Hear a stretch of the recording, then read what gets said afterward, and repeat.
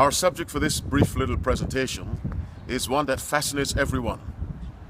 And for those who have not yet gotten into it, it's their dream and their ambition.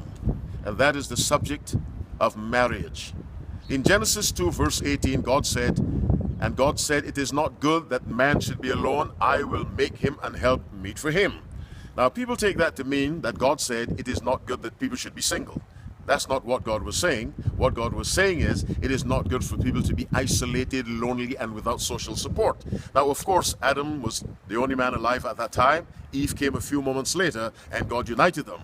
So it is not good for us to be disconnected and separate and without social support. Studies have shown that people with no social support are more likely to be ill and tend to die quicker. But having said that, let me be more particular. God performed the first marriage ceremony. You may say God invented marriage, and he uses marriage as a symbol of the relationship between him and the church, or between Christ and the church. Marriage, biblically, first is a relationship between a man and a woman, a male and a female. We live in a world where in some countries it is legal for a man to marry a man, a woman, but God's system is a male marries a female. The other thing to keep in mind, God must put them together. That should have been number one, by the way. God must put them together. And the same way God put Adam and Eve together, God can put you with the one he has chosen for you. He has not lost the ability to do that. The same way he found a bride for Isaac, he can find a man or a woman for you that matches you, so that your union draws both of you closer to God than you would be in a single state or a single state.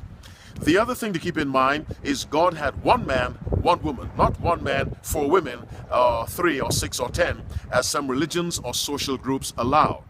Marriage must be conducted the Bible way. First, God must put the people together. 2, male and a female. 3, one of each. And of course, I can say 4, God must be in the middle, not only at the wedding, but throughout the marriage, God must be in the middle. And you must ask yourself this question in the light of 1 Corinthians 10:31, whether therefore you eat or drink or whatsoever you do, do all to the glory of God.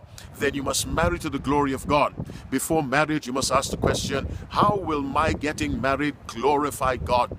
If you cannot identify how, and you call yourself a Christian, wait until you can find out or see clearly how your union with someone else will glorify God. Because on the point of marriage, you cannot be the first concern, nor the person you're considering, but God must be the first concern, always and at all times. So if you're contemplating marriage, remember, God must put you together with that person. One man, one woman, one male, one female, and God must be present not simply at the wedding, but throughout the marriage, in order that that union may glorify God. May the Lord bless you as you contemplate this very, very serious step.